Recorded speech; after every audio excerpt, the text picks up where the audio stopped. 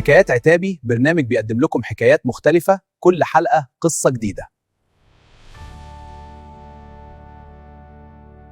نستكشف فيها أحداث تاريخية وقضايا سياسية أثرت في واقعنا، ونفهم الاقتصاد مش كأرقام لكن كحكايات بتأثر في حياتنا، ونقرب أكتر من المجتمع ونشوف حكايات من قلب الناس. مش كل حكاية اتقالت، لكن كل حكاية تستاهل تتسمع. حكايات بتفهمك السياسة والاقتصاد والمجتمع بشكل مختلف. علشان نفهم حاضرنا لازم نرجع لماضينا. أنا محمد عتابي، ومع بعض هنفهم حاضرنا ونتعلم من ماضينا علشان نبني مستقبلنا.